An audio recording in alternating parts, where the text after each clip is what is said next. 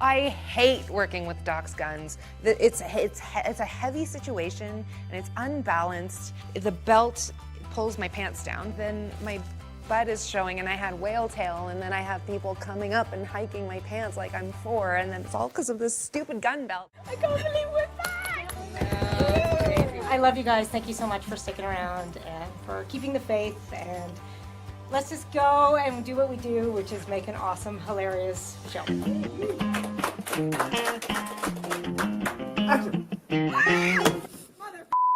This is the season that everybody fought so hard to get. So much fight had gone into it.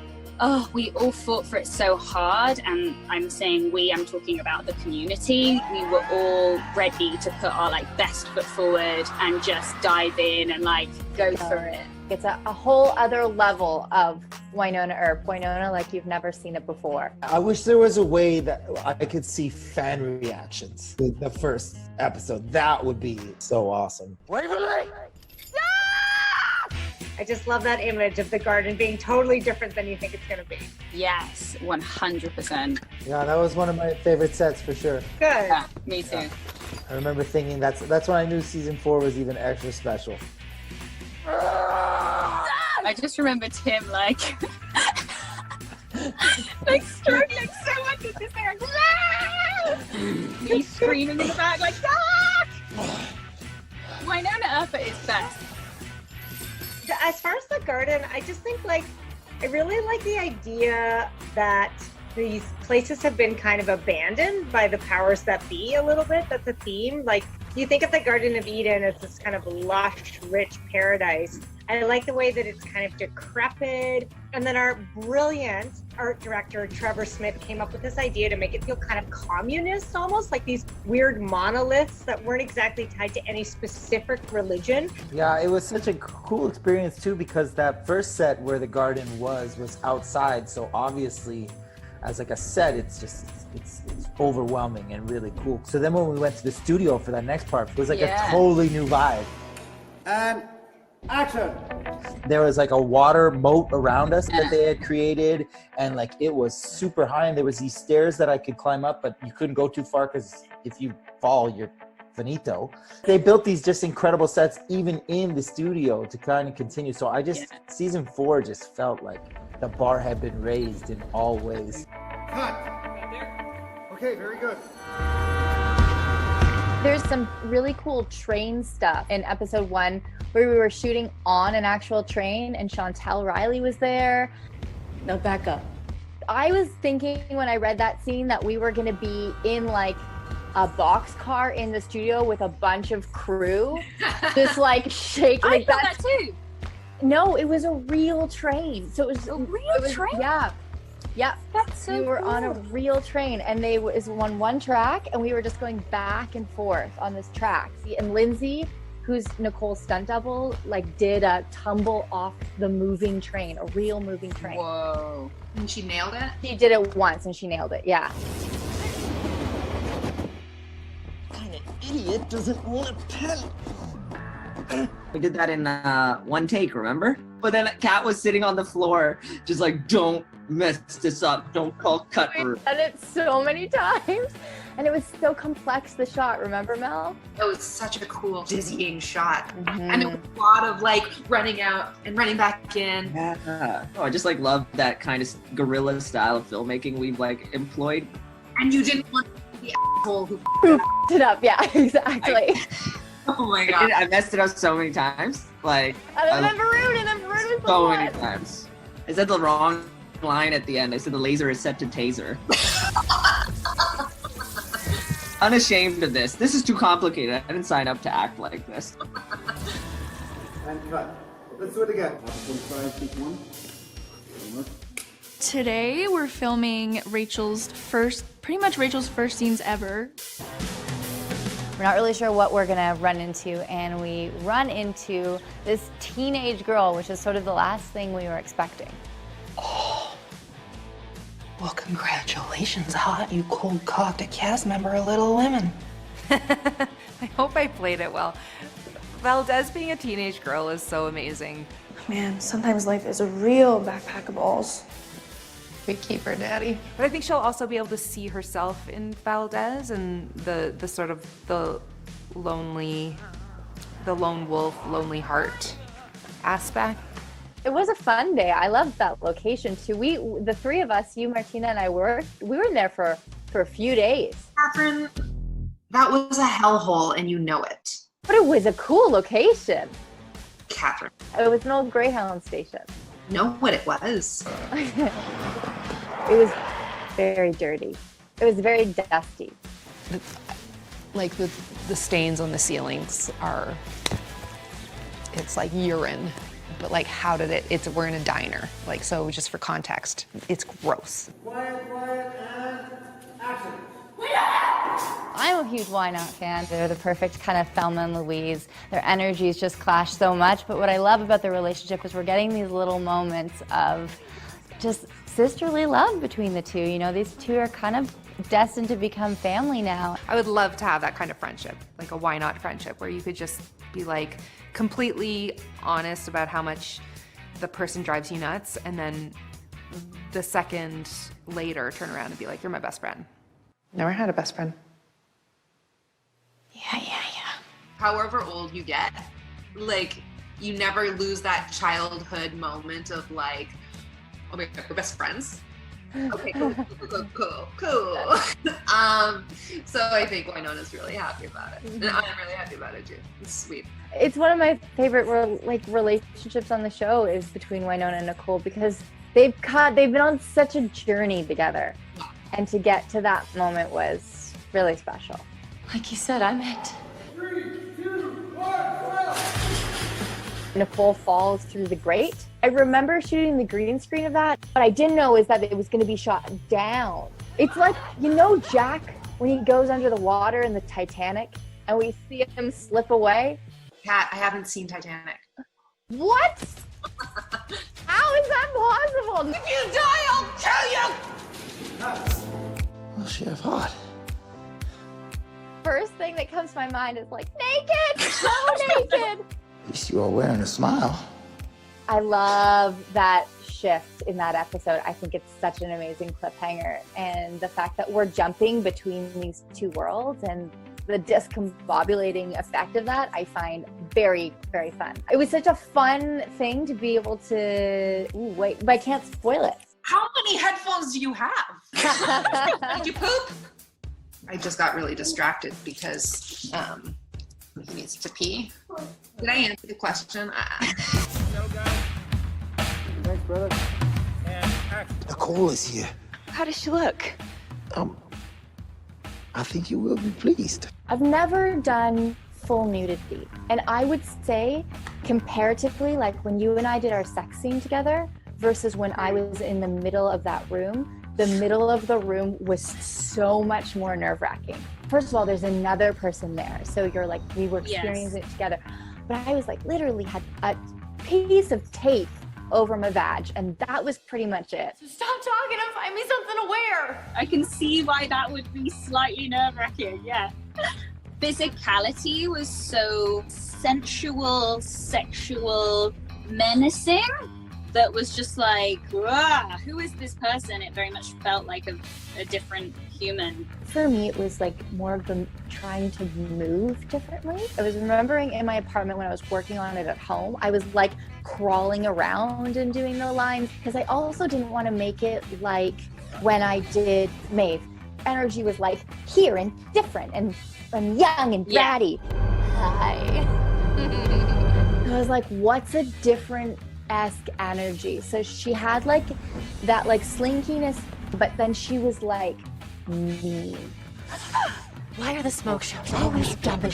If you hurt the real Nicole. I did it for Melanie's. I dubbed some of her lines and then they were gonna like mix our voices together to create like an Eve voice, which I thought was very cool. I told you, I'm leaving. And they also made me talk in a demonic voice. That was fun.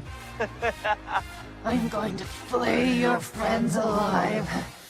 My voice really that annoying? Melanie, man, you got some pipes on you. Trying to match your screams, I was like, The scream! I just couldn't even handle it. It shattered my ears. It was so good.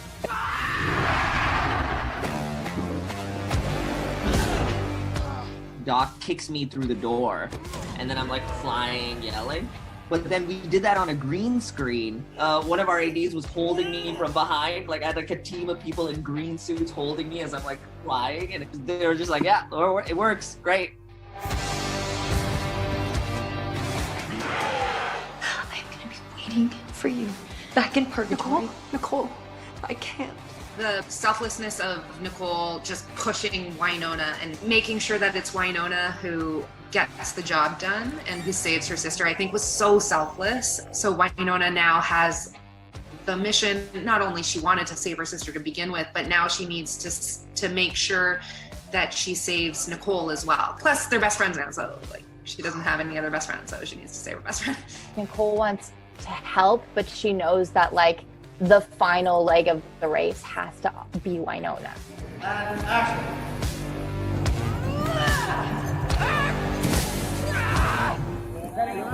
Waverly's reaction to the throne. I sort of took it as not only was like the actual throne, like physically calling her, it being very much like when you're in close proximity, like that is Waverly's calling in many ways. So like the physical pull that came with that, but also just like feeling very torn in regards to like, this is what I'm supposed, this is my calling.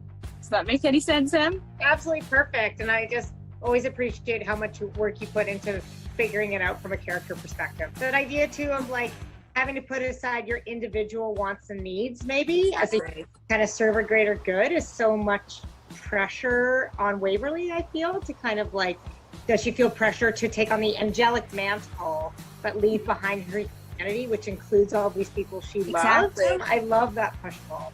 The difference between the sisters in their roles as these heirs is that Wynonna's been in it longer, Waverly's just found it, and so Wynonna knows how much you have to lose. Part of Wynonna's desperation was to, I think, obviously selfishly bring her sister back because she knows how much she has to lose that way. Her sister's all she has at the end of the day. But you don't have to give up your love. None of this is fair, so let's just fight it together. The curse is over, Waves. It's time to start living for ourselves.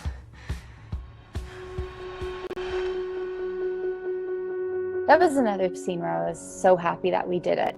I think one of the things that I loved that you brought up so much was to make sure we were thinking about like the emotional journey of it, because the type of sex you have when you're like having a great day and just had a barbecue is different than like full of immense pain and fear and grief and like being reunited. And we were so clear on every beat of that scene.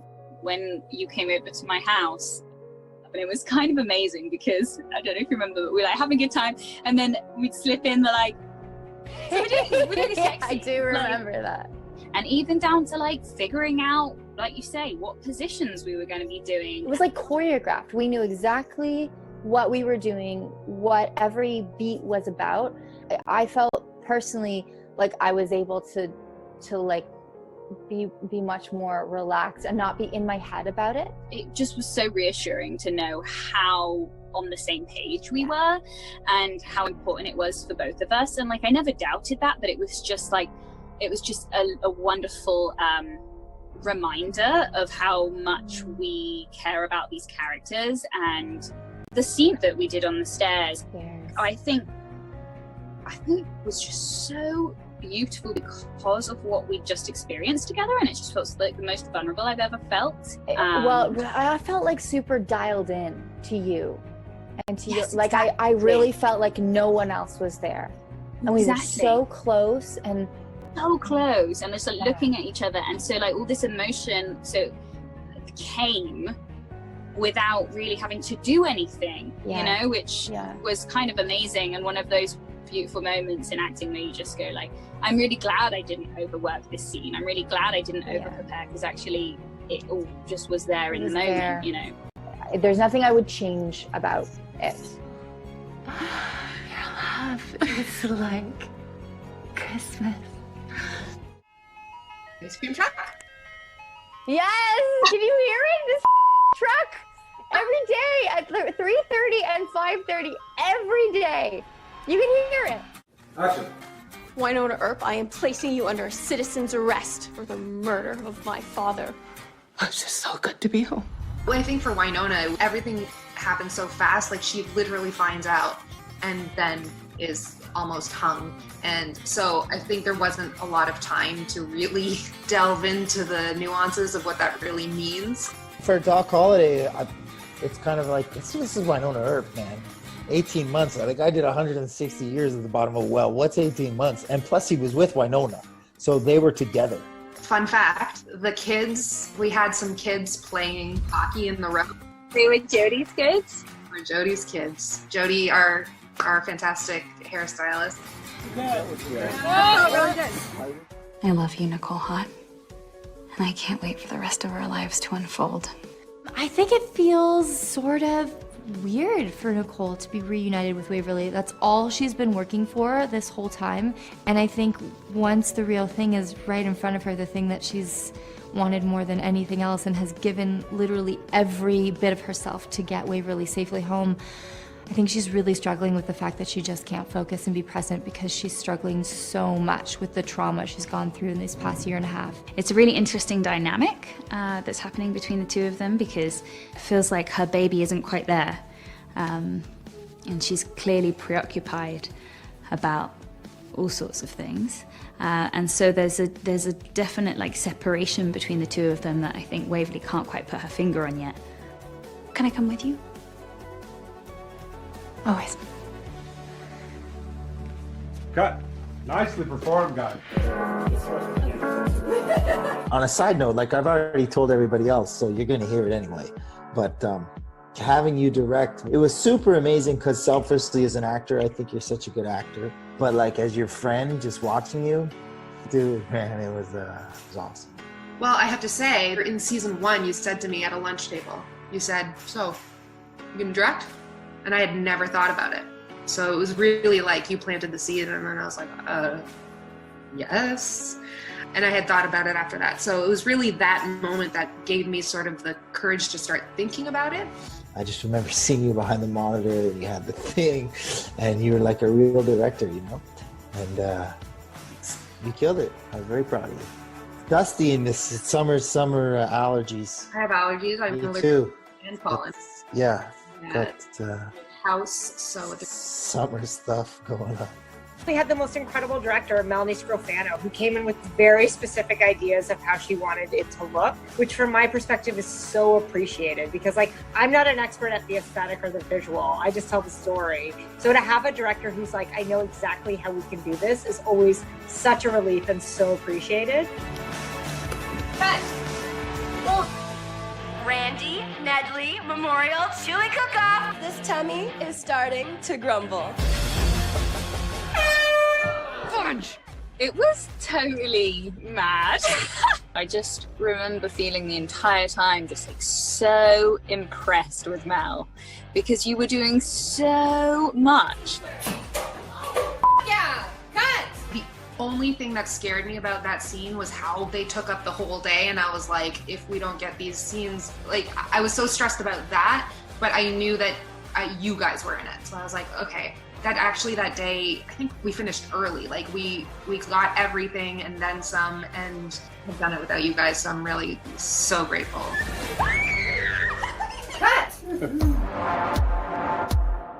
So the glory hole is just such a hilarious, like, winky name for a bar. It's always one of the funnest things when we sit in the writing room and just generate like a list of ridiculous names for things that are 100% like R-rated. That really the name of this tree?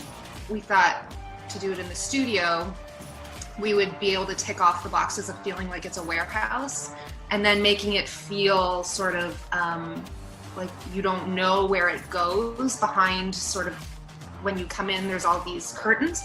Just to interject quick, when you said curtains, were you referring to the giant curtains that look like a vajayjay?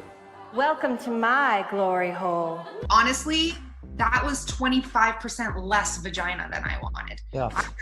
25% more vagina on that curtain. People wanted to know if Melanie Scrofano is directing an episode and she wants a giant vagina on your set. And I want someone to walk out that vagina.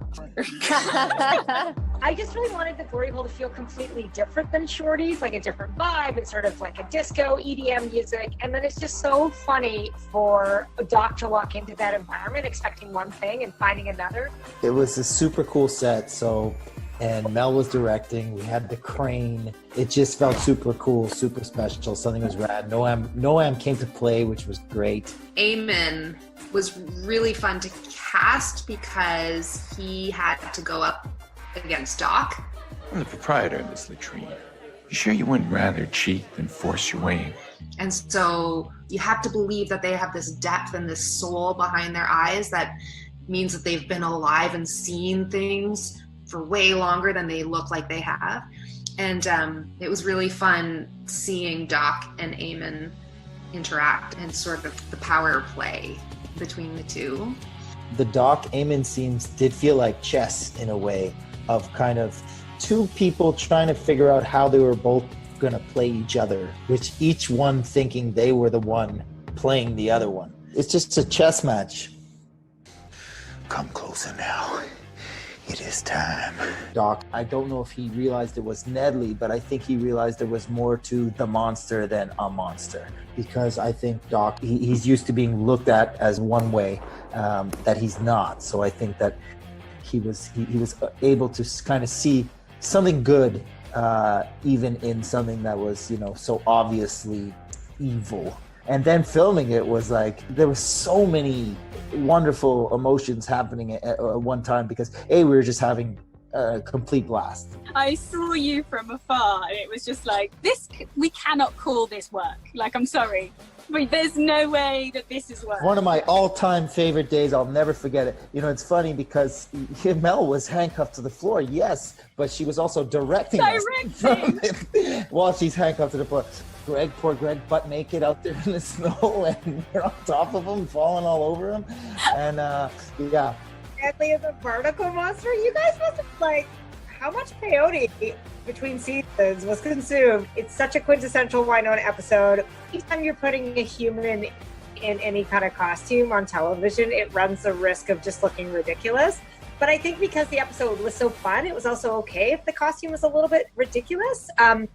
We really were inspired by things like crabs and barnacles and this idea of this thing shedding pieces of itself, but being a host to all these parasites. It was so good. So some of my favorite stuff, season 4. Just this, Emily and her gang just really set the bar. Why do I taste skunk? That may be me. That's some intense, brother. Martina's got such a great vibe. Just so great to have to the show. It's really nice having like a younger energy as well. Also just makes me realize how old I am. Yeah. I'm like, oh my gosh, this is such a generation gap. But isn't it nice? Belly shirt. Well, you can't see it. It looks like a tank top. Be like, I'm so old, and then be that like. Fuck off.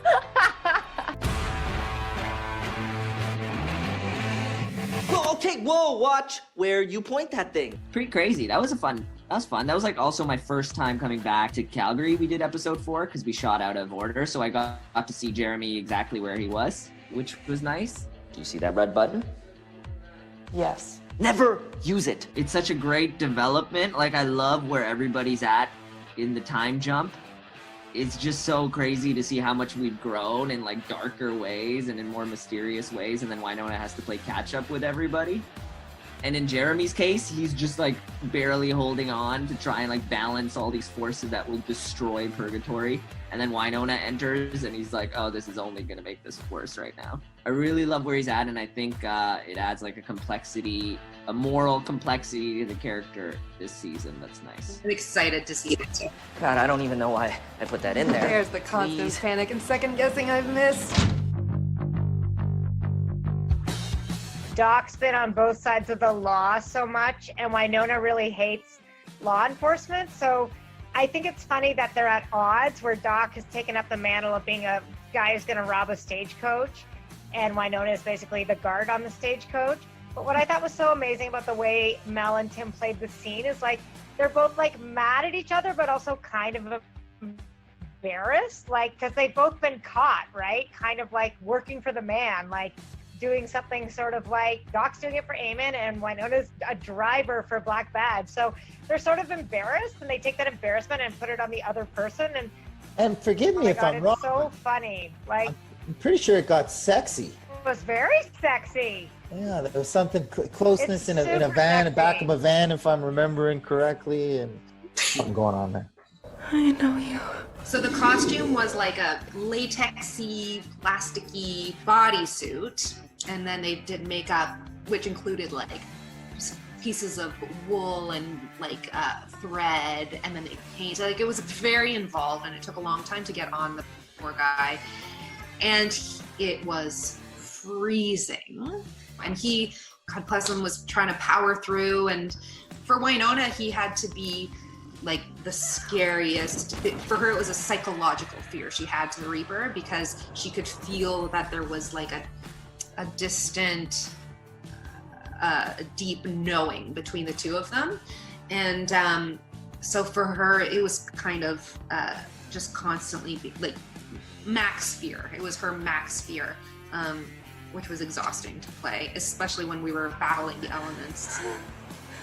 I am here, my love.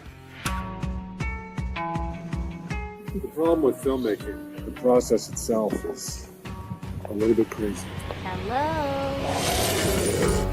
I thought that this maybe might look cool on you. The two young actors are just lovely, Billy and Martina. It's really cool seeing them, you know, being a little younger and bringing that energy to the set. My first week of filming has been amazing. It's been so great to meet the cast and the crew, and everyone was so welcoming. And my first day on set was just incredible because I had just watched the show, and so, you know, going into the homestead and seeing all that was just incredible, and it was so exciting. It's been crazy to join this family. They're so tight-knit. I've only been here for a couple days. This is my first day shooting, but everybody is so nice. Everybody gets along so well, and I do understand why people call it a family, and it's been great so far. Right hand back a bit and just open up the camera a tiny bit. There we go. And action. Stay the hell away from her. No, don't hurt him. There's something wrong with him. What's wrong is my family. Poor guy, it's like his first day on set. We're like, okay, so we're just gonna like shove this like massive fake tooth in your mouth, like proper gross brother thing all the way back. He's like gagging. Pulling out my tooth was super weird. It was an insanely weird experience. It's the blood that they have is so sweet, like almost sickeningly sweet. The root of the tooth is so long that it's so far into my mouth that I was kind of gagging and pulling it out and trying not to vomit during the middle of the scene, which I think might add something, hopefully, to the performance. I hope that a lot of the younger fans will be able to see themselves in those characters. The dynamic is a wicked addition. Cut. Great. Awesome. Really interesting storyline for 404 as we get to go onto the Clanton Ranch. We've got this really interesting relationship between Mam and Nicole. Some sort of sneaky deal has been done. Nicole has definitely agreed to do something she is really, really regretting, and I think sort of terrified about the ramifications of what she's kind of set in motion. It's time for you to deliver. Stay away from us. I am really loving that storyline, to get to see them go on the ranch, to meet the family, to realize that they're Clantons, to realize they're all connected. And then, of course, this cliffhanger at the end of 404 where Mam opens this jar and this weird smoke sort of envelops Nicole. I'm super intrigued to see what that is, what she did, what's gonna happen to her, and basically what she's gotten herself into. So very intrigued, especially about the end of 404, to see where we're going from there.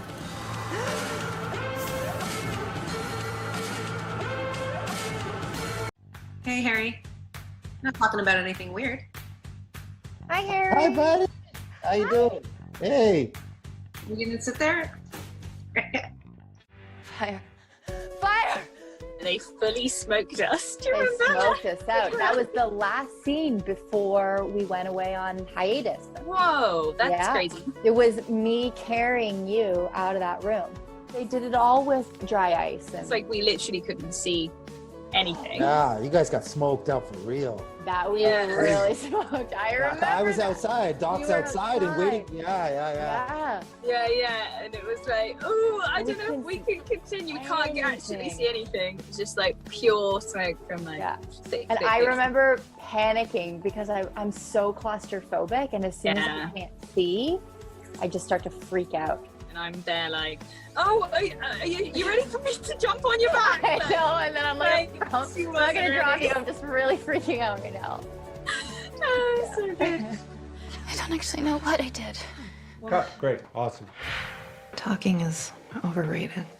Everyone always complains about Way Hot getting interrupted, but you two have gotten interrupted so many times this year. Doc, did you eat another fireman? You guys gotta learn to move faster. You gotta learn to move faster.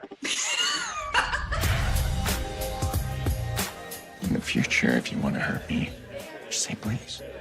You seem nice. I don't know if Doc at this point would be jealous, or let's say he's not threatened, but he's more jealous. I'd say he's not too big to be jealous, but I don't think he's threatened by what Noam poses towards Wynonna. Well, you should be. He's very jealous, extremely jealous, insecure about it. Yes, threatened. No. But I don't know where Peacemaker is. But I do. I feel like Wynonna is being rejected by Doc and her gun, and it's always in this way that's like morally superior. To Wynonna's eyes, it's like the Doc, the gun, they both think of her as not good enough. So Wynonna is being rejected everywhere, it feels like. And again, like her only role in life really is with Peacemaker. Like, and so if she doesn't have Peacemaker, she's kind of got no purpose. I will do anything to get her back. Nicole just really needed somebody. Can you imagine? You know, she's lost Wynonna and Waverly and Doc, and she just, like, the only other person is Jeremy, and he just sort of ghosted her. And I think she just feels really abandoned. And he's the only other person who really knows what's going on. So she's the only person who she could talk to him about it or team up with him. They could try to figure it out together. I think there's so many layers of like, the man, like where did you go? Yeah. No, I feel bad about that for sure.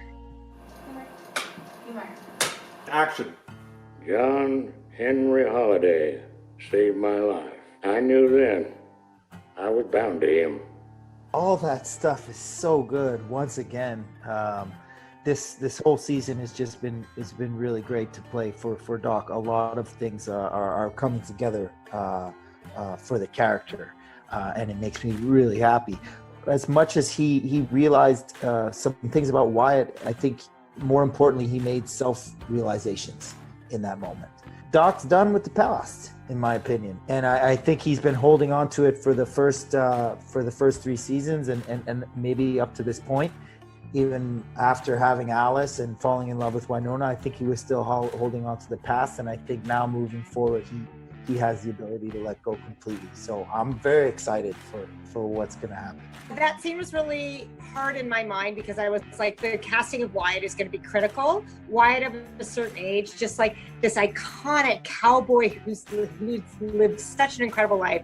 So we used this Canadian actor called Scott Hyland. He's like a complete legend. But Tim, I want to give you a compliment because I think that scene was really important to me. It was such a key moment in Doc's development. And I think you just elevated it in a way beyond my wildest dreams. What would Wyatt think of all this? Do you think he'd be proud of me? I'm no longer certain that you would be proud of him. I could have just done the whole scene on Tim Rozon's face, just as his delight and joy and regret in seeing his old friend, and then kind of the disappointment and realizing that Wyatt is kind of this fallible person who's made mistakes. Honestly, you played it so wonderfully, and every take, Tim, was gorgeous. Gorgeous. That was awesome. You gave me Mel, and it was great that Wynonna was there for Doc to see those moments. Really good. There's so many levels going on. I think it's beautiful, and I agree with you. I think it's a complete turning point for Doc Holliday this year. We were already dealing with our own thing, and then a knife came by our head. We turn around, it's her, it's craziness. And then I'm like, why are you fighting Nicole? She started it. The scene, it was matched. It very much matched the energy that was going on, I think, around it. It was like, I think now we're at a place where somebody does something crazy and we're aware it's not them. Like we all know each other's hearts and true natures because we've all been at some point under the influence of something else. We're more forgiving of that. Or not. You know, Doc Holliday is just not, he's not in a place to judge anybody. So, you know, I think he was just, he'll wait till he knows what's going on before he was about to make any assumptions of what Officer Hawk is going through. Apparently she did something terrible, but every time she tries to tell us what it is, she throws some. Oh, the vomiting. I mean, it was just like sludgy, disgusting oatmeal. Yeah. And then there were frogs in place. I guess like the most discomfort thing for you was sitting in that water. Kat, by the end of the day, just like... I was nutty. Just so out of it. There was a lot in that episode. Again, like, don't take my girlfriend away from me again. You know, that feeling of just like complete despair. Don't with me. Don't know if I'm allowed to say it. Don't fudge with me, because there's nothing more important right now than me finding a way to get her back, and like just the intensity of all of that. I know how this looks, but I'm asking you to trust us. Has anybody like taken into account we're airing season 4, which happens like after, it's like a new world, and it's happening after we've gone through this pandemic. It's so bizarre that they're in quarantine, in purgatory. Emily is like an oracle. He knows. Nicole! Whatever happens, stay in that frog! I wasn't part of the frogs. How was that? I have some really funny behind the scene video of Varun trying to catch the frogs. Wait till you see it, Mel, it's awesome. Waverly, do not step on your girlfriend. We had to shut down the set for 30 minutes to look for this frog. They found it. It was already back in its box. It had never left. No animals were harmed, and we made sure of it. Yeah. The whole production stopped. And all the crew, like you can see all the crew with their flashlights in shorties looking for this tiny frog. Then it turned out we just miscounted and the frog We miscounted. It was already, it was in its, yeah. Okay, cut. Nedley in the hat, just chanting. Greg also lost his mind doing it as Kat was losing his mind, Greg was losing his mind. All he was doing was just chanting, whispering to himself, drinking fake beers, and just like, I think getting drunk off it. It was so kooky. Can I at least get an... Oh, thank you. I don't know how much I saw of your work with the frog. I was a little bit disappointed I didn't actually get to kiss a real life frog. I got to kiss oh yeah, that plastic frog. A plastic frog, and definitely cannot compare to my lovely love. It was just like Wynonna at its like best, really. It was like, of course we're kissing frogs, of course you're in a frog, like there's just total madness going on, and yet the stakes are so high. So it's like, again, playing that stakes are really high, but we're also talking about frogs, how to get that balance right. That was one of those episodes where you have to trust the director so much. I remember Ron being like, and then you're going to be really tiny on the bar, and then we're going to move you over here. And I just remember being like, I trust you. Yeah, definitely. So gross. Talk about an amazing young actor whose name actually is Billy in real life. He brought it, man, and to really be like doing a very big performance and very exposed. He's like playing multiple versions of like Possessed, and then the true Billy, and then Nicole's inside of him. So it was like a lot for him to just navigate as an actor. I thought he did such an amazing job. God, is that as perfect as I thought it was? 76 down, 1 to go. You're gonna kill me last, like you said. Done. There will be no killing. I think for Doc, he needs forgiveness so much for himself that he's so easy to give it to other people now, because he hopes it's going to be reciprocated in some way because of some of the things that he did in season 3. I just feel like he's at a place where he's ready to forgive, because he'd love to be forgiven.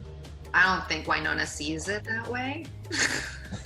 I'd be pissed if I were Wynonna. I'd be like, she's bad news, and you guys got it on. Just be on my side for this. Tie her up and hope she doesn't spontaneously combust. I don't need to know what you two got up to in the sack. These two, man, can they just get on the same page already? All right, Sister Granny Panties, here she be. A woman scorned. I think the scorned woman thing is a very old-fashioned concept, and the idea of women being scorned for bad behavior is very dated and sexist. The truth I've always thought about Wynonna and Rosita is they're so much alike. They're both survivors. They both make the really difficult choice to keep going, even if it means hurting people, just to be able to fight another day. And I think that's why they actually connect despite themselves, which I really like in this episode, is realizing they have so much in common.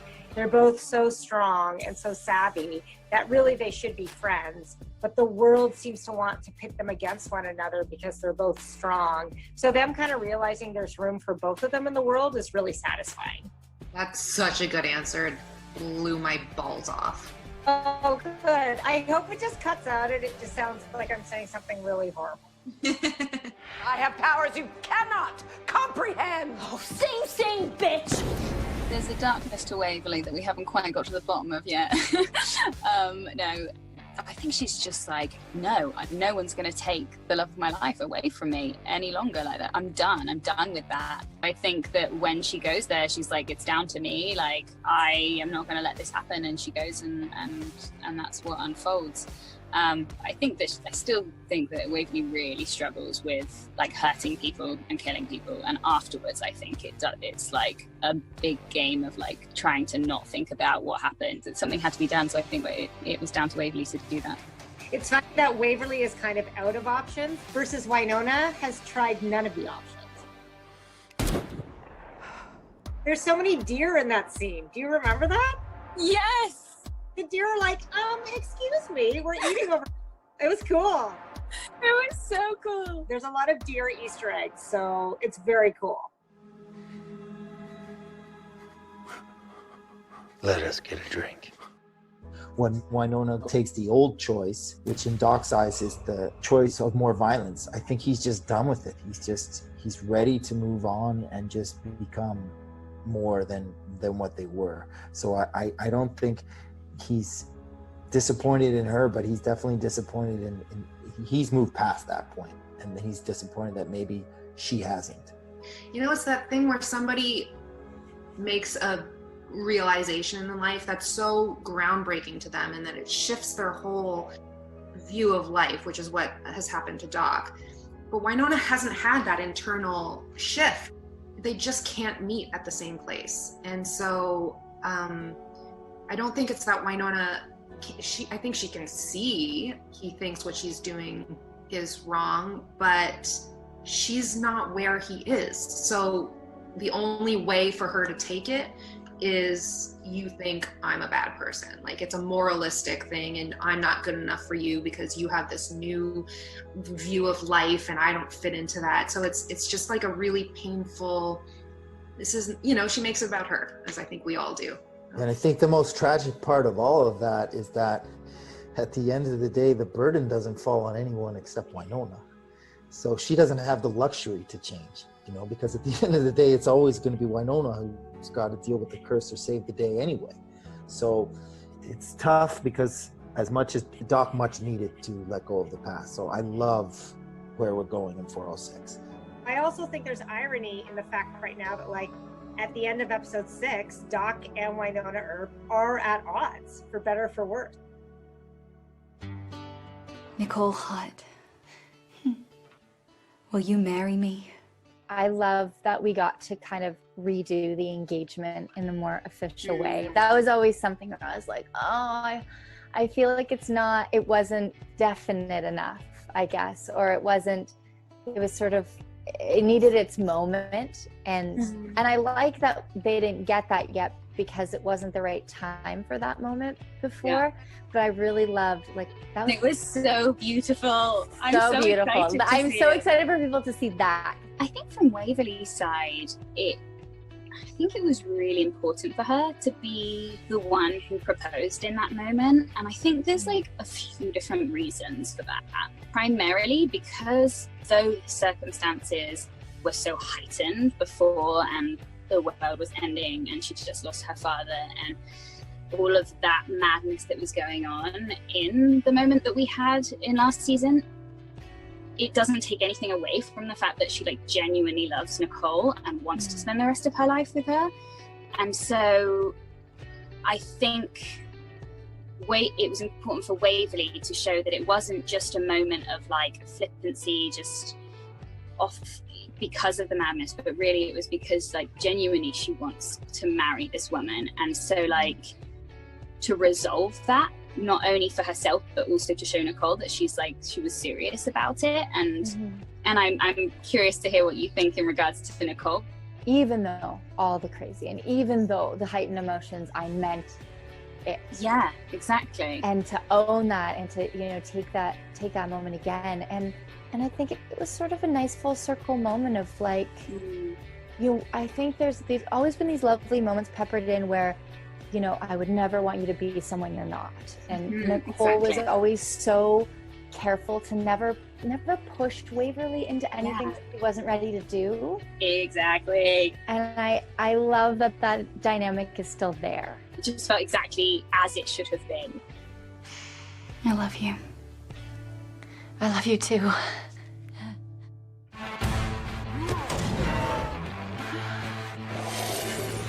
Come to mama.